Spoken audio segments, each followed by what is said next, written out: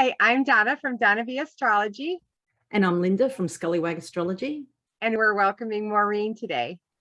Hi, folks. I'm Moreen Reed from Cardinal Astrology in Western Canada. Welcome, Moreen. It's a delight to have you here.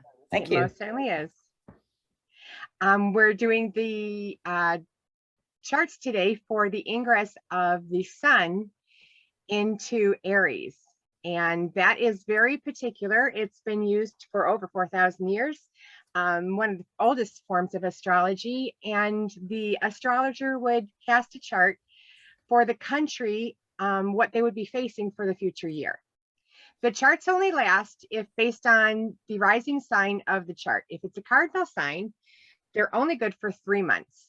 Where if it is a common sign or a mutable sign, those are good for 6 months. And if it's a fixed sign, it's good for the entire year. Yeah.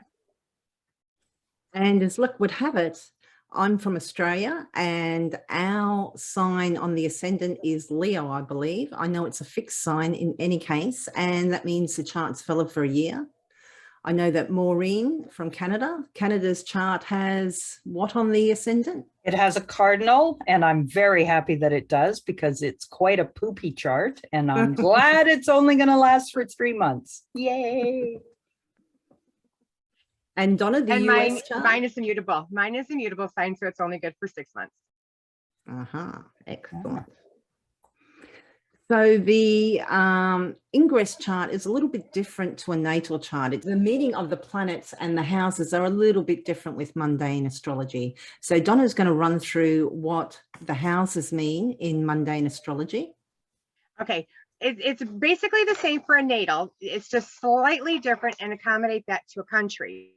So in natal, it would be the first house is yourself, the first house for the country. The Ingress chart is going to be the health of and the vitality of the country. The second house, it's your finances, where in the Ingress chart, it's going to be the finances of the country, so the banking systems. The third house is it's your community and your city.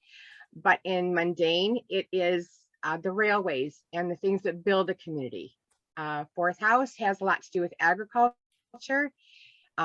This one specifically has to do with the leader of the opposition of the leader.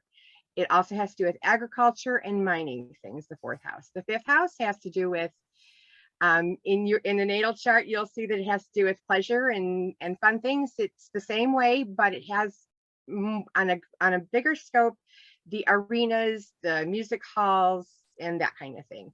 The sixth house has to do with illness for in your natal chart. In the mundane, it has to do with the military and the things that you serve. So the things that you do on the daily which is in your natal chart, but in a mundane, it's going to be how the country, what they do daily to keep it surviving. The seventh house is the house of the other in the natal, and in mundane, it's going to be the house of the open enemies. The eighth house is the house of the global market. It's, in other words, it's the other person's money, and in the mundane chart, it's the global market. So it's like the world centers of finances. And then in the ninth house is usually philosophy. It's pretty darn close. It still has to do with law and higher education and foreign matters. What are we on? 10th house is another house that we want to look at. It's on the angle, and that is the house where the leader is usually represented of the country. So whatever planets are in there are very, very prominent and important. The ninth or the 11th house has to do with usually our hopes and dreams, but in the in mundane astrology, it has to do with Parliament and those people that help the leader of the country.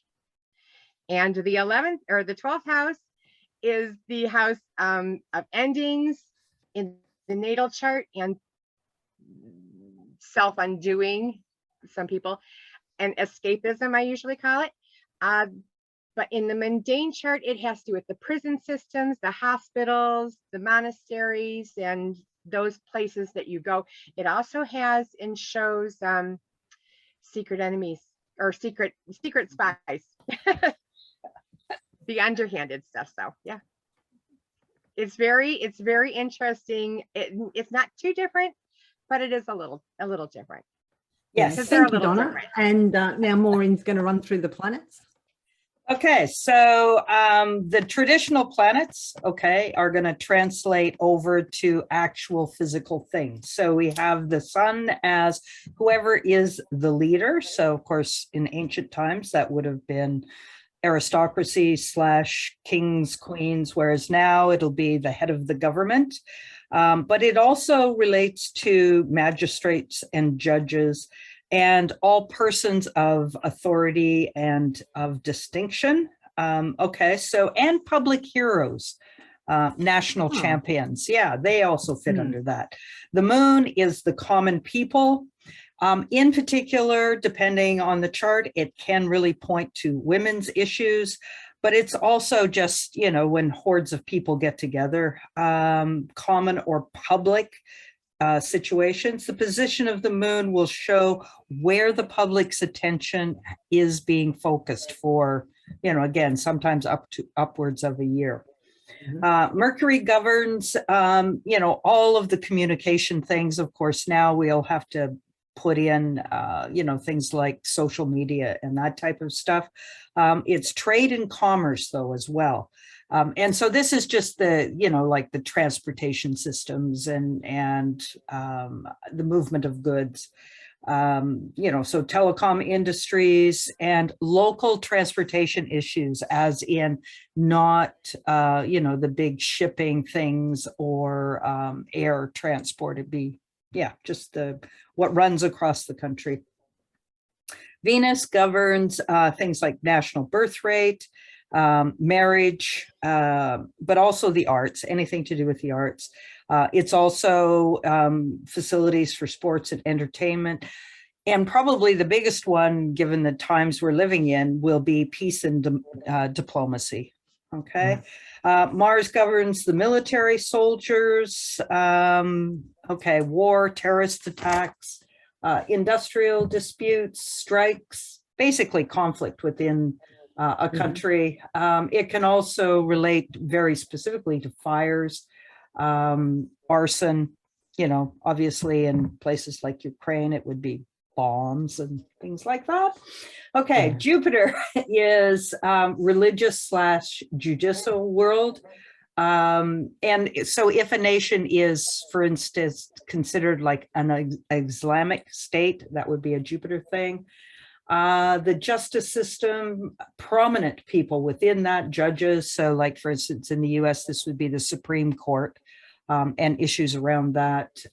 It's also national wealth, nation's wealth, banks and bankers. Saturn has chief influence over elderly people. That would be me. No. Governs the national death rate. Life-threatening epidemics. So there you go. Landowners, farmers, mines, you know, coal industries. And it's also state funerals, public sorrow, and disappointment. Then we get to the outer planets, which of course, thousands of years ago, they weren't using. And I see these more as creating effects in a country. So Uranus, rioting, outbreaks of political tension, considered right-wing political ideas. That's up for question, but it could be. Free market enterprise, fascism, urge towards individualism. So this would be, I would say, libertarian, right? It rules separation, scientific breakthroughs, which for sure, and discoveries, explosions, anarchy, and nihilism. Neptune, on the other hand, is left-wing politics, socialism, communism. It's the urge towards collectivism. It is linked with mobs, secret plots. I'm going to put that with Pluto. Fraud, definitely. Swindling, yes, the pink fairy dust, or glamour, Glamour is one of the things that fraudsters will use. Yeah. And that's a Neptune thing. Okay. Bogus companies, you know, like your Ponzi schemes, that type of thing. Pluto, of course, is regeneration, death, rebirth. And it's, this is such a big process that within a year, it would be difficult to actually pinpoint specific things, but it's more the tenor of the time in terms of are things collapsing, you know, doing the phoenix rising from the ashes? Are we in the ash stage? Are we, you know, have we completely destroyed and now can we start to rebuild? But that process lasts years. Yeah. And so where you're going to find Pluto, you're going to see where the current state of regeneration / or still collapsing is occurring. Yeah. It's interesting when you were saying about Neptune. I was just thinking they had this these shows on Netflix recently, like the Tinder Swindler and the something Inventing Anna, about two kind of con people, and it's kind of quite interesting. We've got Jupiter coming up to Neptune, and Neptune's all that, you know, deception and kind of, you know, smoke and mirrors and just basically BS. And it's kind of glamour. And when glamour is done right, you can actually, even though you've been taken for a ride, there's something about that, you know, you can kind of go, wow, you did that really well. Yeah. Well, yeah, they're almost kind of like, there's almost like a, particularly with the Anna woman, almost like a, oh, well, you know, she wasn't that bad. And, oh, you know, go girl. You know, it's quite bizarre. It is. It is. We do live in, I mean, since Neptune has been in Pisces, which is, I believe, 2011 is when it went in there. That whole phenomena to me just seems to be getting thicker and thicker, so that parsing out what's actually true is almost, Well, yeah, you were talking about social media too, and just so many people using literal, what do they call them? Filters. You know, it's quite strange. Yes. Very Neptunian. Well, we've got a whole heap of charts to get through, so I'm going to share some. What are we going to be looking at first? Ukraine, because it's in the news. Yes. So that's the Ukraine chart. It has Virgo, which is a mutable sign on the ascendant. So this chart's valid for 6 months. So we've got Mercury ruling the 1st, so the general conditions of the country, and the 10th, so the ruler. Right. The moon is over here in the 7th. He's not doing too badly. I mean, he's getting some support, albeit from Pluto and a little bit from Uranus. But there's a fair bit of 6th house here. We got Pluto in the 4th of the homeland. Looks like it's going to be changing. That's where that rebirth and rebuilding is going to be taking place. I think we're still working on the complete decimation first, unfortunately. Hopefully that won't last too long. Yes. And let me, this is, because that's only valid for 6 months, this is the Libra ingress 6 months later. We are still on a Virgo ascendant. So, well, it doesn't really matter. I mean, it's still going to go for 6 months. And you still count the first one, I believe, as well. Even like with your poopy chart, Moreen, you still got that 3 month one to start with. You just build on it from what I understand. But yeah. So what strikes me about this chart is, you know, if the moon also is indicative of the common people, this is the feeling of being incarcerated. So we're going to hope that this is in the incarceration of the people who are doing the incursion and not the people themselves. But I have a feeling that this does not bode well for, Russia leaving. No, this does not look good. This does not look good.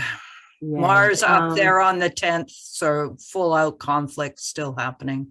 And a lot of squares and oppositions in this chart, and that's going to be for everybody that has the Libra Ingress, because it's the same Right. positions and that. It's just they're in different houses, depending on where you are in the world. But that 12th house is also exile, and I was hearing, I think it's a huge amount, maybe 2 million already have left, I believe. They were saying that I think it's one of the biggest kind of exoduses of refugees. But if you consider the actual population, which is 44 million, that's how many people are experiencing this war. That's a lot of people. Yeah. Freezing. I know I'm in Michigan and it's very cold here. It's got to be very cold there too as well.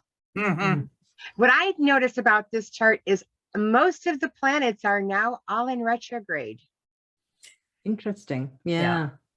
Which is a function of the time of year. Yeah. And where the outer planets currently are moving through. Yeah. I see that the ruler of the 10th too, meaning the leader, Venus, is also combusts the sun. And we've also got Russia. This is the Aries Ingress for Russia. So a very late degree ascendant in Virgo, 29 degrees. Also very similar chart. On the MC as well. I'm kind of hoping, it's very, very close to changing signs. In Aries astrology, that means a changing situation. Instability. I'm kind of hoping that 29 degrees, 10th house is indicative of maybe a new leadership there. New leadership.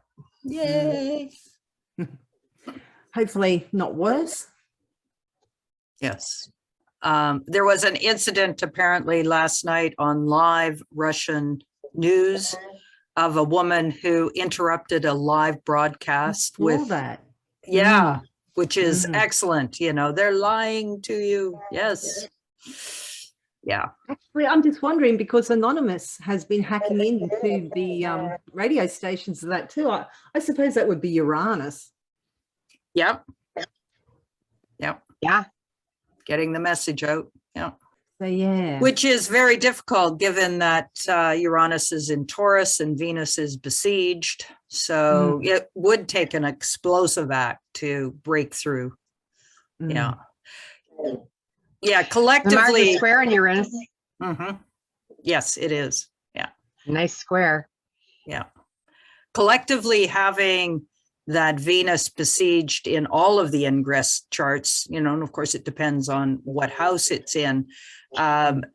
This is not the typical hopeful spring moment that the world actually wants. And fortunately, we have the strength of the Piscean circuit to let go of the rational and to focus on faith and hope and trust, but it's not going to be from a rational point of view. You'll just have to feel it in your bones. Yes, and it's quite interesting, the Libra Ingress for Russia. We have Virgo rising still, but we have the MC in Taurus. I thought it was interesting, though, that we have, where is it? Venus is in the first house. ruling that 10th house. No, it doesn't rule it. It Doesn't rule it? No, because that's it's, oh, I see. Yes, the 10th. Sorry, pardon me. You are right. Yeah. Oh, and that Yep. 10th house, 27 degrees Taurus, that's very, very close to Algol, which is a really nasty fixed star, kind of associated with losing your head, and the Medusa. Yeah, you can actually see that in northern Michigan when it's really, really dark.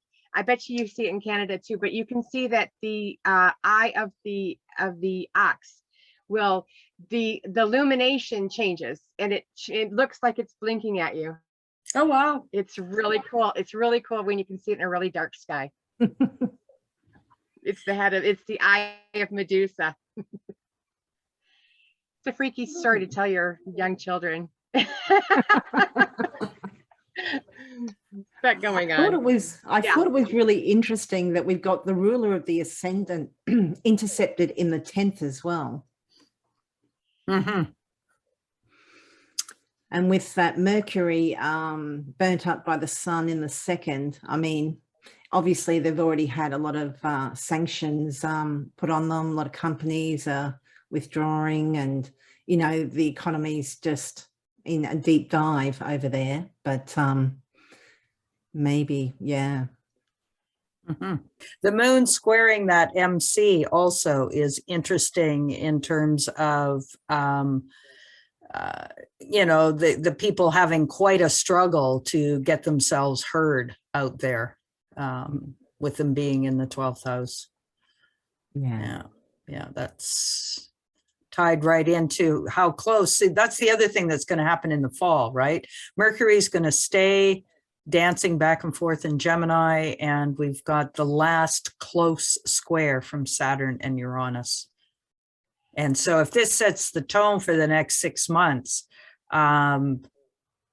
the crunch that Saturn and Uranus have been placing upon society is going to be directly affecting people in a big way in Russia. Yeah. Didn't you say that Saturn was diseases or epidemics? Yes. Yeah, it is. It is in the 6th house. Yeah. But But that, to me, that'll probably be more to do with the fact that the economy with the sanctions will have, you know, hit a stop, right? Saturn saying stop. yeah, And that's opposite. So the people are feeling, you know, like they're in jail. And so that desire for the outlet in Uranus is going to be very strong. yeah. Right? Like a political mindset shift. And the North Node with Uranus as well, amping all that up even more. Yep. Yeah. And we probably, as Donna was talking about yesterday, we'll probably have an eclipse that will support that. Wonderful. Actually, what eclipse would that be? November 8th. November 8th. There you go. Oh, okay. So 2:02 p.m. on November 8th. Yeah. It'll be in the low degrees of Scorpio because it's moving backwards. Or, yeah, moving down to Libra. Oh, yeah, there it is. 2 p.m. at 16 degrees of Taurus. Yeah. Okay. So that's with the so that's the Libra Ingress chart for Russia. Yeah. And so that eclipse will trigger that, it'll make it a complete T-square with the Sun, Saturn, and Uranus. That eclipse. yeah, it will. Which, yeah, tends to be fairly dynamic. Yeah, it looks very strong. Yeah. Whatever it is, it's very strong. It's a no is very strong. Wow. Oh, wow. And shall we have a look at the US chart? Let's have a look at the US chart. Okay. Well, did you want to have a look at the Sibley first? Because I know that you were interested in the eclipse that happened before that. Sure, yeah, we can just do that quickly. Give the viewers a quick chance at looking at the Sibley chart. You can always look at it. I did a article on, or a blog, that's what you say I'm calling now, a blog on the Sibley chart and the houses. So you can see that the ascendant for the Sibley chart is at 12 degrees Sagittarius. It's important to note that the eclipse that happened before the eclipse preceding the Aries Ingress, all right, that's what we're looking at, is the exact same degree as the United States. Now, we didn't see the eclipse here in the United States, so they say that it doesn't really make a big difference. However, when planets line up exactly to the degree and to the minute, that's so hard to say, yeah, that's not going to mean anything. It just, the planets just typically don't do that. When they line up to by degree and by minute, it's pretty significant.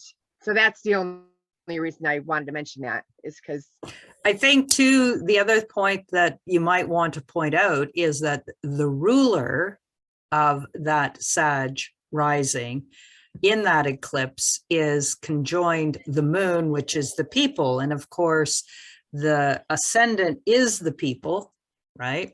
Yeah. And yeah, so the mobility, the the constraints that the pandemic has put on over the last couple of years, that dynamic, it's shifting. Very reflective. Yeah, people want to be mobile again. Thank you very much. Yes. Well, let's have a look at the actual. So this was Ingres the chart. eclipse chart, which is something that you would want to look at. That was the preceding one. This is just the regular Ingress chart. So starting with the first house in this chart, this is describing the health of the country, the United States, signified by Mercury in the top of the chart in the 10th house, a very active part of the chart. Anywhere on the angles is going to be a very active house. In the second house, reflective of our finances, is signified by the moon. The moon is at 29 degrees. Where it is sitting right now is what we call the via combust, and that is an area where there's a whole mess of really bad stars that the astrologers from way back in the Babylonian time said that when the moon's right there, nothing really comes good of it. And 29 degrees on any house is going to mean that people are, or the situation is ready to change. So that's how the finances are. The community signified by in the third house is signified by the sun. In the house, it's in a good house. It's in tradition. What do we call it? It's the house of good spirit. So hopefully we can keep our spirits up. In the fourth house, run by Mercury, is as well, it's descriptive of our agriculture. It's also descriptive of both political parties, both opposing parties, and it seems like they're on board with what our leader is trying to accomplish. The fifth house, as I said before, it is the house of venues and people getting together. Music halls would be one of those things. And here it's more of, it's still besieged, no matter what chart you're going to look at. Anytime you have a chart that's a house that's run by Venus, it is besieged right now. We're not real happy right now, and that is very descriptive of what's going on. The sixth house has to do with our military, our Navy, and it is run by Scorpio, and that is one of the besiegers of Venus. but doesn't have a whole lot of strength right there. So it's not like ready to shoot out anything, but it's just kind of holding back. The Sagittarius, the seventh house, that would be the person of the people who we are opposing, and that is also in the 10th house, pretty much conjunct Mercury. So we'll see how that goes. And the 8th house, the house of the world finances, those seem to be a little bit on the see where we're footing is. I know with Brexit, all those financial things are all kind of changing, and I think a lot of the financial world markets are going to be changing. 11, or no, the 9th house is the house of the higher education, the foreigners or foreign matters. With there's a besiegement in foreign matters to us, that shows it, it screams it right off the chart. The 10th house is signified by our leader. It also has the judges in there. It has a little bit, we're not quite sure what's going on as well with Neptune in there. The 11th house is where our the people who aid our president or aid our leader, which is the president, and that has the sun in it. It's Aries, it's Mars. It is also doing the besieging. And then we come back down to the 12th house where we could have, I think that's where the wild card is going to be. That's Uranus is in there right now.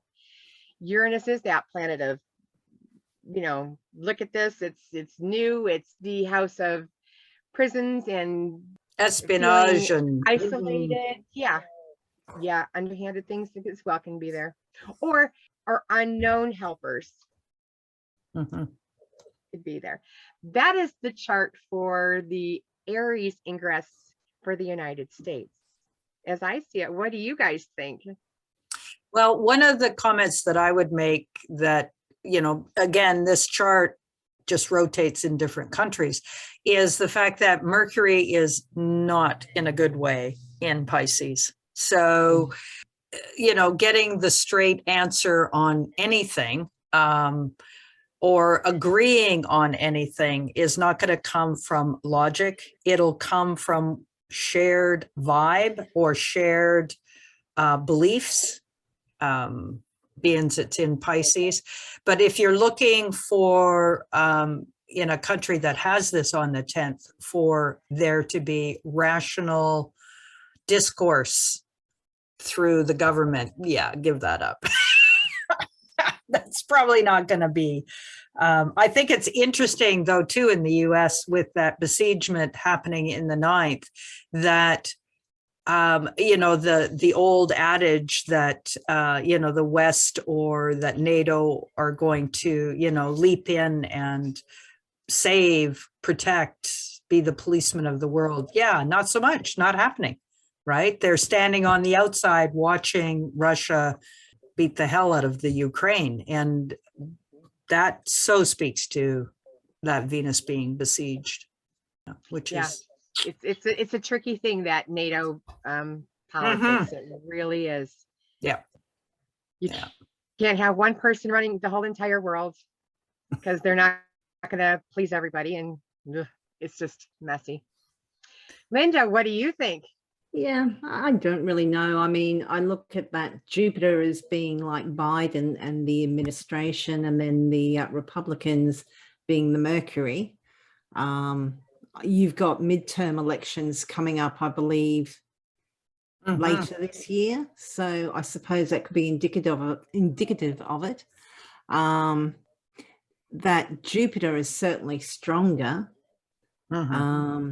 So I would think that the Democrats stay in, but it might be close with Mercury so close to Jupiter there. I mean, I know it's in fall and in detriment, but it's still very close. And it's, you know, ironically, Jupiter feels some sort of obligation to Mercury because it's in its sign. So not necessarily saying the Democrats feel any obligation to the Republicans, but it's just interesting astrologically. That's something that you could take into consideration. So I don't know. Maybe if it does come to war, I just thought it was really interesting that the 11th house of allies is part of that besiegement. And then what is Saturn ruling? Saturn is ruling the 8th and the 9th. Yeah, it's, I don't know. Do you want to see the Libra Ingress? The Libra for the Ingress, US? yes, because this one's only going to last for 6 months. So you're actually Venus in this chart. Right. It's in the 5th house, the house of pleasure and fun things. I don't know exactly how pleasurable the president's going to be feeling in 6 months, but hopefully we will. Our finances might have a bit of a charge with Mars in there. Mars in the 2nd house, I've heard it said, is spend, spend, spend. Yeah. It's, well, it's that drive. Mars is that drive to, get things done. So if it's spending in finance, then that's what it's doing. Yeah, the moon's in the 4th house. Not really a positive place, but there is a lot of action in that house. It's one of the pivots. So I believe that the people will be having a little bit more mobility than they did in the 5th house even. I think it's interesting that that Venus is in the 5th, which is the house of her joy, but she's she in detrimental fall there. She's in fall. She's in fall. In fall, yeah. Yeah. So she's not in the best condition, and then she's opposed by Neptune. So a little bit of kind of maybe, I don't know, maybe people, like you said, you've got that Mars in the 2nd kind of spending money that, they might not have. People kind of like living beyond their means, but kind of like, we've been locked down for so long and they want to get out and have fun and, I also see that, that with the moon in the 4th, that can be endings. And then having, the sun in the 6th and Jupiter opposing it, that the president could be going through a physical moment where all the eyes of the people turn to, oh, he's old. Is he gonna? Yeah. Well, it's interesting too that that Mercury is retrograde and like Almost moving me. towards each other. Yeah. And Jupiter does rule the 8th house of death. So, and it's Oh, in the 12th house. This is not good for the ruler. No, it isn't. Sorry. Could be challenging. Yeah. And Yeah. that Pluto way up on the MC too. Yeah. Up in Capricorn. So we have a look at Canada. Yes. Let's have a look at Canada. Okay, so here we have the Canadian chart. Just as a sidebar in terms of quadrant house systems, porphyry is one that equally divides between the angles into the sections, and that's how that works. You do get intercepted signs, and in this particular case, what's kind of sad about the interception is the fact that we lose out on the beneficence of Jupiter in the 6th, but I'll get to that. Okay, so we have Cancer rising, which puts a huge focus on the folks in Canada, and they are down there in the 5th house of, oh God, please can we come back to something normal? Having that moon in that aneretic degree or the last degree, and it's squaring Pluto, I agree with what has already been said with some of the other charts, that this is in a state of flux, and which is probably a good thing. you know, people are really tired of the lockdowns and of the lack of social mobility, which that fifth house is, of course, all about. So our second house, though, is also ruled by that Cancer. And the speculation in terms of the possibility of there being an increase in interest rates is something that I think a lot of Canadians are going la, la, la, la about, because our debt ratio is incredibly high. And if there is a increase in the interest rates, there's going to be a lot of people that are in trouble. And that, unfortunately, is mirrored as well by the fact that the ruler of that moon, Venus, is besieged. Oh, damn. That's in. So ergo, I was saying, this is not a happy chart. And so we could be, the common person could be very much challenged in this next 3 months if the interest rates go up. Okay, we go to the third house, and I found this incredibly interesting because, of course, it's ruled by that sun. The sun is still in the 10th house. And gee, would that be convoys trying to make a big hoorah? We might not be done with convoys plaguing our prime minister, unfortunately.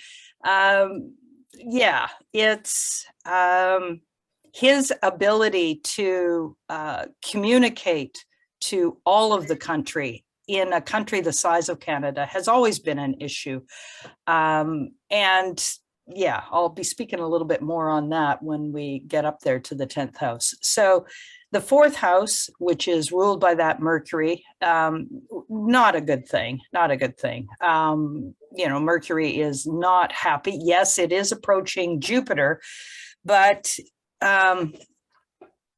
do we have the faith / energetic connectivity to maintain our agricultural systems when we're faced with, you know, global weather changes, you know, the droughts and stuff that have happened in Canada in the last few seasons have put into question our ability to produce food. And of course, we're just way too reliant on food coming from all over the world.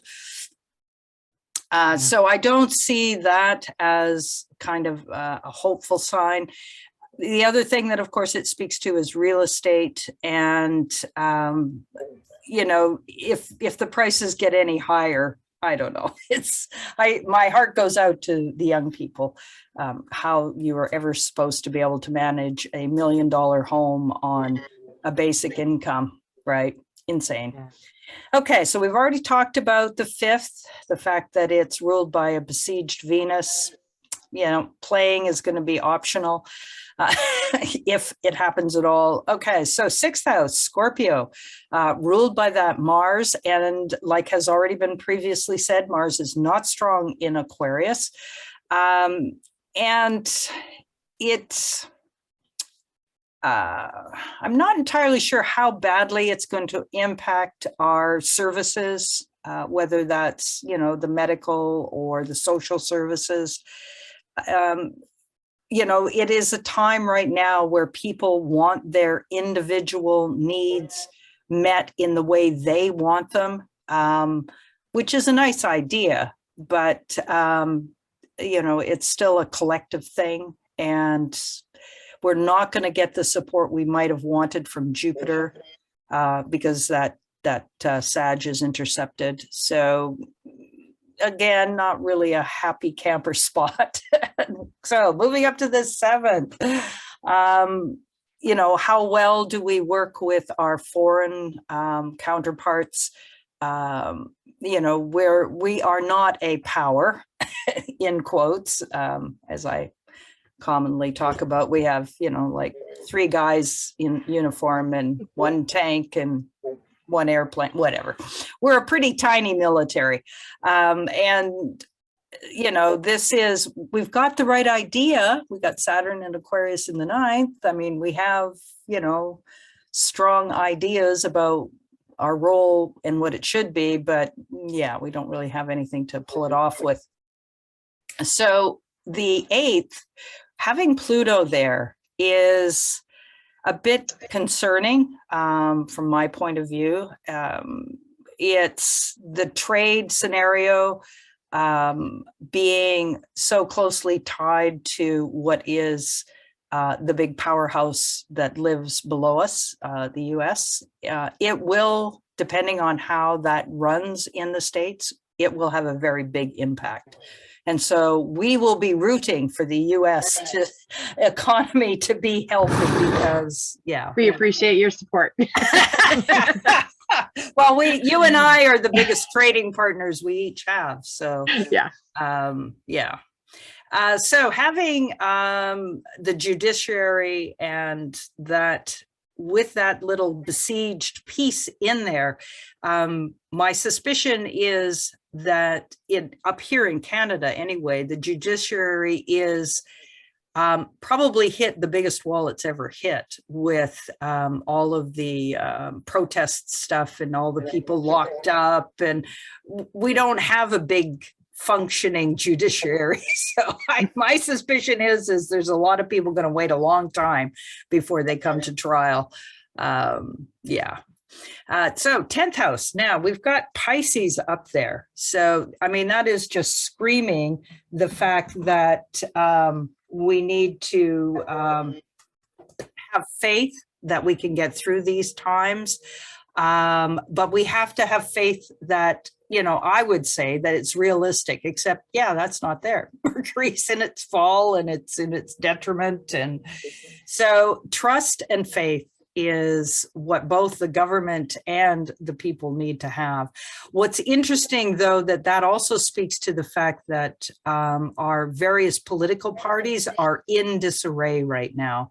The Conservative Party, or in US speak would be our Republican side. They're going through a leadership review. The Green Party, which was part of, you know, the environmental support, it's in disarray. The Liberals are, unfortunately, we've got our leader has, are you ready for this? Has Saturn in Gemini on the 10th, and it's a night chart. Not good. Oh, nice. Yeah, no, not nice.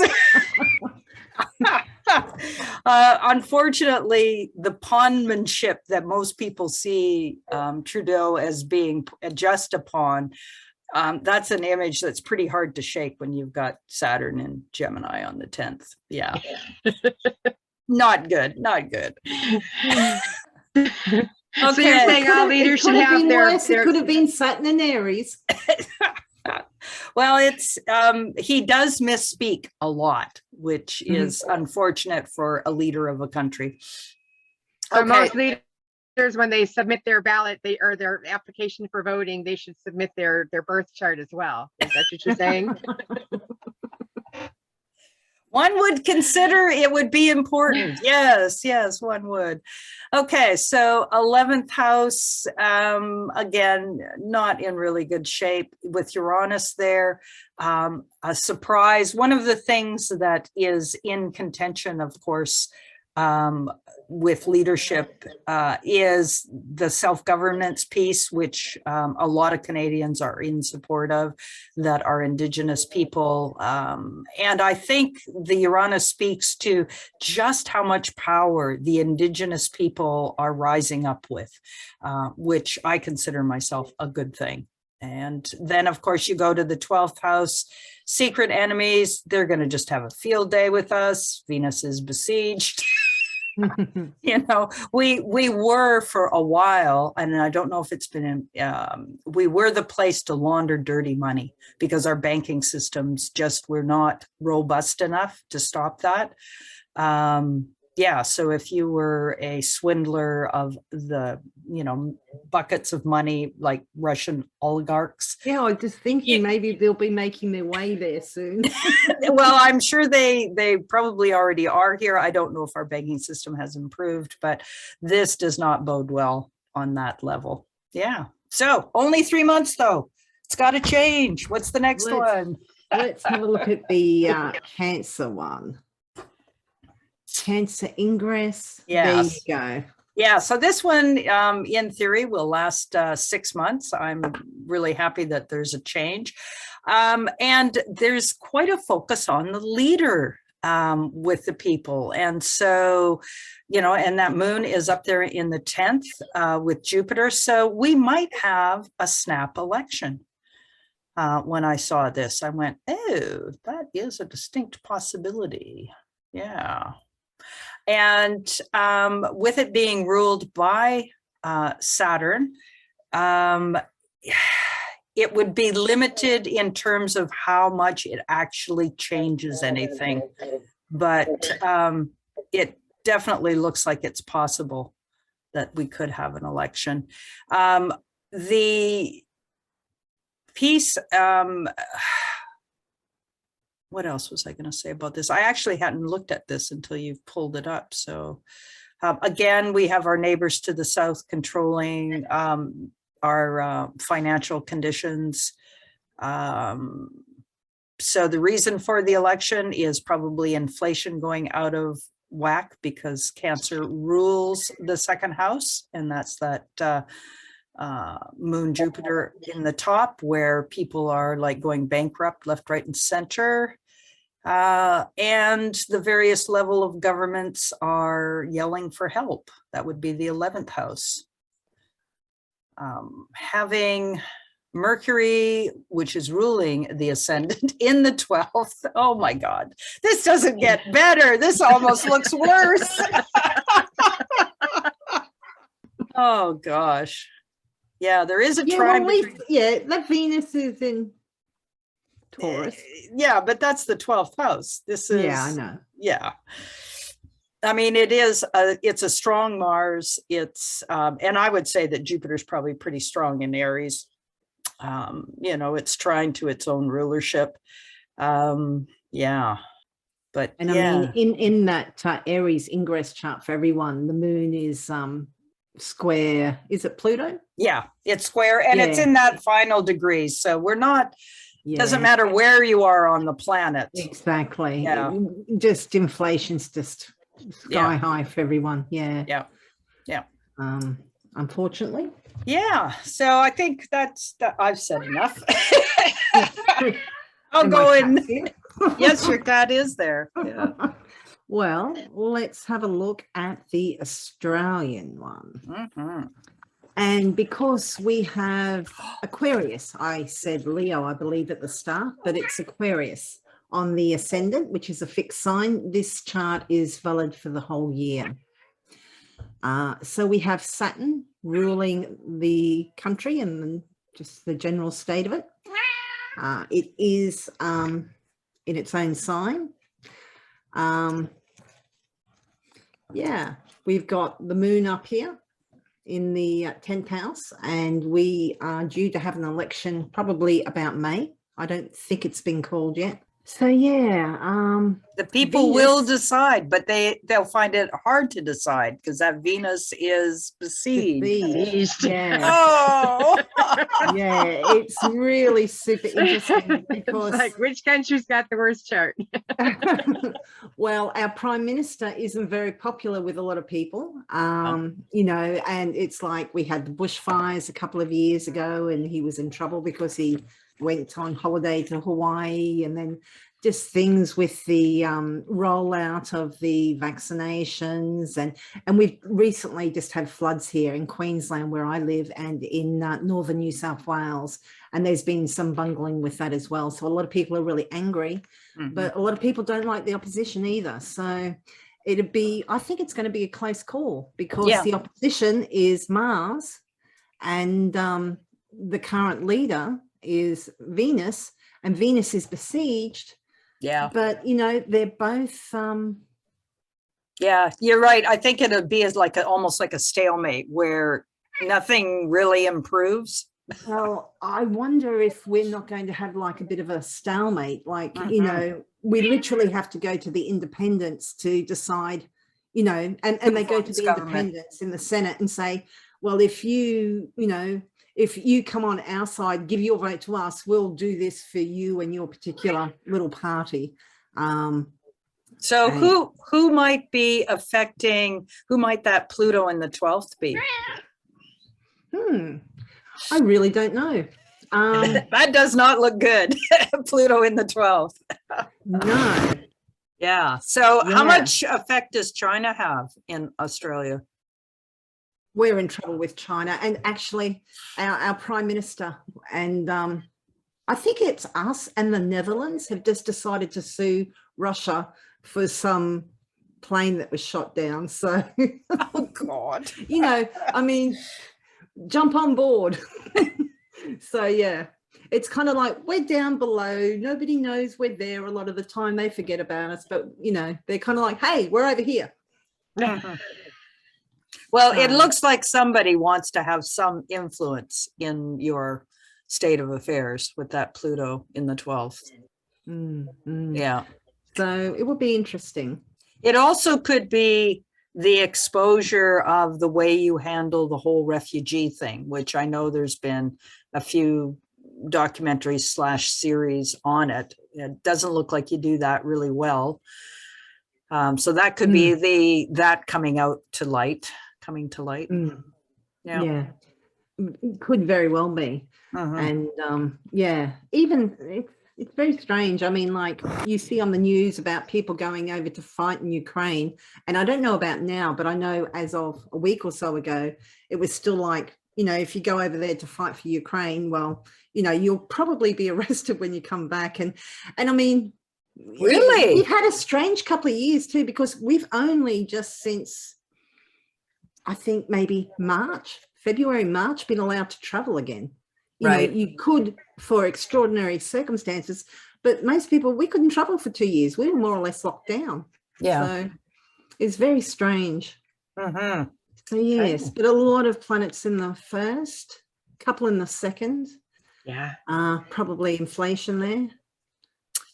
Yeah, nothing rational happening with your money. So yeah, with the fourth, Uranus, yeah, I really don't know. The fourth is climate too, Yeah. and weather, Yeah. which with our country, I mean, bushfires, like I said, we've had floods that they're saying are like, you know, 300 years.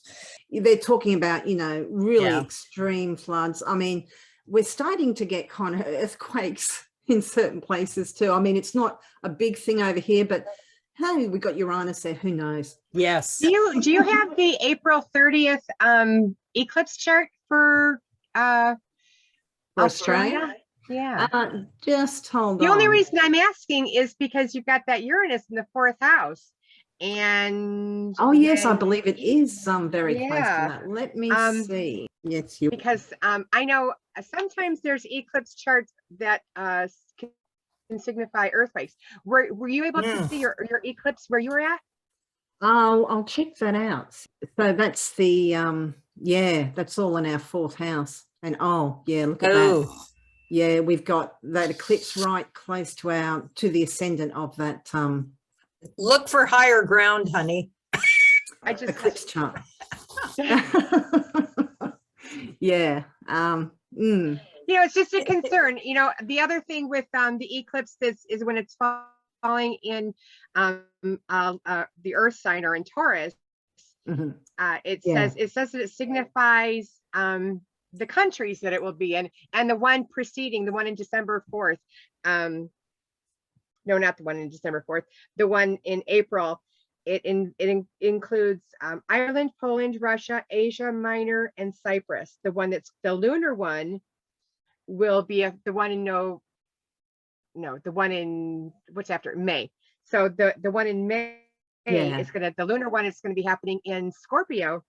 And those countries affected will be Algeria, Morocco, New Orleans, Washington, D.C., Newfoundland, and Queensland. So that's Did you say Queensland? Yes, I did. That's where I live. Oh. Be nice, Donna. Yeah, really. Everything else was a country. Queensland's a state. You know, it's Washington too. It's not like Texas, but yeah, they do. The eclipses do signify focus on certain geological locations. So Well, It is there you something to go. watch. Earthquake for Queensland. Or it could, agriculturally, it could happen. You could have poisonings, you could have bad seeds, you could have a lot of things go wrong agriculturally. Well, this Droughts. is really quite soon, and we've just had these floods, and like a lot of like roads are collapsing, sort of thing, because we had so much rain for so long, and it's been dry for a week or so now, but yeah, we had all that rain, so it's quite possible that some structures are not as sound as they should be. It could be maybe a collapse. I suppose that would be more Saturn, though, collapse of buildings and that, but yeah. Stay tuned. Uranus is quite fast. It's more of a shocking kind of a thing. But yeah, yes, all things to watch for sure for this year coming up with all the countries, with Venus being so besieged. It's in all the countries. Everybody has to deal with that constraint, that restriction, that And shall we have a look at the UK? Oh yes, you guys. That would be good, because that's where we're all from. So is that Yes, the leader in the 8th house of death? But that could be Boris Johnson getting punted because he's not been a good boy. No, he hasn't. Yeah. Interesting too that we've got the North Node up here with the MC. I wondered, like, it could be, well, it's obviously bringing an exclamation point to that very visibility, but I mean, they're having their big Jubilee year, hopefully. Maybe not. And hold on for a little longer. Venus Actually, besieged. I'll show you the next one, because I think the next one is more indicative of something. But this is this one for now. Yeah, so for the 6th house, they've got that besiegement there. That's the strength of their military, as well as their The 10th house ruler thing, not looking good. Venus rules that. Yeah, no, not good. And it's also finances, or is it? Is that Libra intercepted? No. No, rules the Venus third. rules the third. Yeah. So no, that's she the rules common third. people. So the common people are not happy. right. They're not happy with their mobility, their infrastructure, like, road systems and all of that. Communication. And so how are their finances? Finances are Mercury. Yeah, so they're confused. We can make this a real short video. Nobody knows what's going on and everybody's besieged. Nobody's going anywhere. I don't know if they're coming up for elections anytime soon, but if they are, Boris would be that Venus. Yes. Yeah. And he would get punted. The opposition would be that Mars. So again, that kind of could be a really close race, but I don't know. Maybe it's not even an issue. Yeah. Maybe it's not an election year there. I'm not sure. And that help from Jupiter is not there because Jupiter is again intercepted. And then we have the Libra Ingress. So she's in this. Yeah. So you got Mars. Well, she might still be alive then. We've got this Uranus up here in the 10th, though, with that North Node. I thought something really shocking because I think, it's still going to be a bit of a shock. Not a shock, but I think people are still going to be like it's an end of an era if and when it does happen. It's squaring Saturn. What, sorry? That Uranus is squaring Saturn. Well, in the fall, we get that final square of Saturn Uranus. Yeah. With Mars dancing in Gemini, which is intercepted, meaning it'll be behind the scenes. Won't be out there invisible. Yeah, not a strong chart. That Mars ruled by a swallowed up Mercury that is retrograde.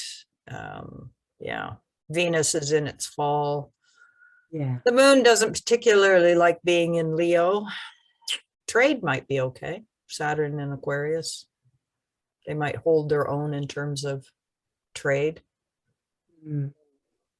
Pluto in the 6 isn't good, but I mean, it's not, mind you, sometimes those trines and sextiles just make it easier for them to get up to mischief Yep. rather than helping. Yeah, no, they're your trines and sextiles don't indicate anything necessarily good or bad. It's It's just just how quickly it ease. happens. Yeah. Yeah, the ease of it. Yeah.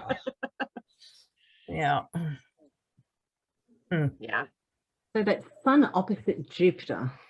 And it's ruled by, An Earth trine. yeah, there is a practical trine in there. Yeah. Thought I saw Oh. something in here that was indicative. It might have been looking at, or maybe it was Elizabeth's chart itself. Well, she is a Taurus, so, you know, having the eclipses fall on her, on her in a very personal way. This is a total lunar eclipse. Okay. So, that's that eclipse that's really close to Uranus at the time. Happening over her 5th and 11th house. It's a lunar eclipse, so it tends to be about endings. But the 5th house, Can and you I don't know swap? how this goes Oh. in your own natal chart, but the 5th is the 8th from the 10th, so it can be the death of the king. But I think that's more applicable in a mundane chart. But Yes. Yes. Yeah. Yeah. Yes. Not in But a natal chart. Leo does rule her 8th house, so yeah. Jupiter coming up to that, coming back to that Uranus. Is that 29 degrees? Yep. Okay, that's The transiting Saturn right on her Mars. and it's so in terms of no, this isn't a solar revolution. I was going to say if it was, then you've got, when you repeat the angles, the natal promise comes to the fore, but this is not the solar revolution. Yeah, no, this is, actually I can pull up her solar revolution. Well, we'll do the nearest one because when's her birthday? It's very soon. She's 0 degrees Taurus, isn't she? That's her natal chart and the solar return. So the 8th house is rising. She's got Saturn on her Jupiter. Yep. Jupiter on that Uranus. Venus is back to itself. Yeah. Very interesting. Yes.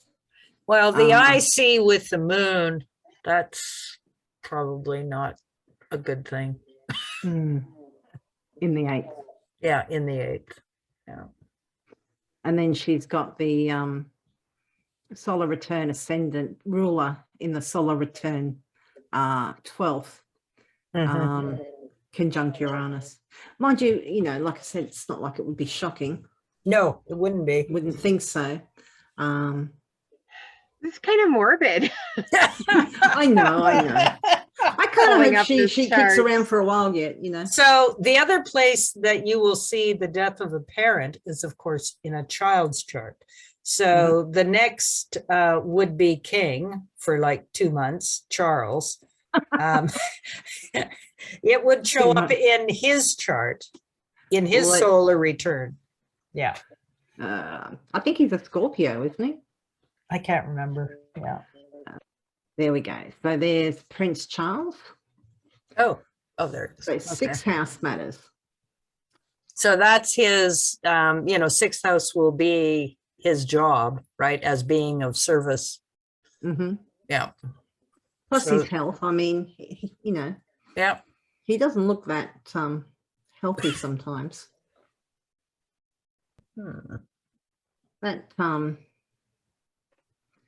Mercury Uranus is interesting. So his moon is at 29 degrees in the 8th house. That's mommy in the 8th house.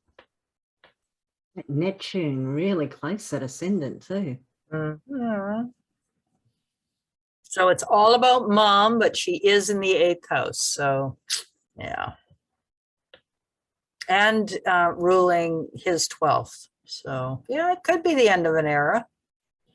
Jupiter is squaring his sun, and it rules that 8th house. Obviously, that Mars-Jupiter has not been really kind to him, or the Neptune-Venus. For his natal chart, yeah. Yeah. He's never appeared very effectual. Yes.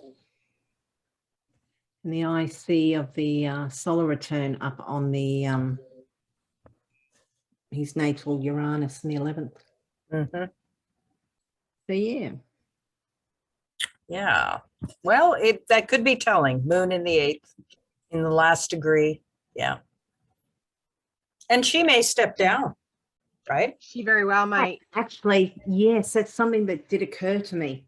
And because that would be shocking, because that's always been the thing, that she would never abdicate or whatever. She wouldn't step down, because, you know, it was such a big drama when Edward the 8th did it. And yeah, actually, that could very well be it. Yeah. Yeah. It would be smart. I mean, come on. Yeah. Well, yeah, she's very, I mean, she's going to be 96. Yeah. So she'd be going into her first house. So She'd be also coming up to, or has she already gone through her 3rd Saturn return? she's probably gone through it. Yeah. Yeah. Yeah. Wow. That's weird. Yeah. Give the job up, honey. Oh, goodness. Enjoy the last Yeah. few years Oh, of she your could, life. she could have another 10 years or more. Yeah. Absolutely. Absolutely. She is a strong lady. I mean, she drove the ambulance during the war, Mm-hmm. really got into it. So Yeah. hopefully she steps down and enjoys it. Yeah, no, good for her. I hope she at least gets to celebrate the Jubilee and that, you know, that would be nice. Yeah. Yeah. Because she has worked at it. Yeah. And it'd be nice for the country too, I think. Yeah. Yes. Well, yeah, so that's what we saw in the Ingress charts. It'd be interesting to see what happens going forward and if we got anything right.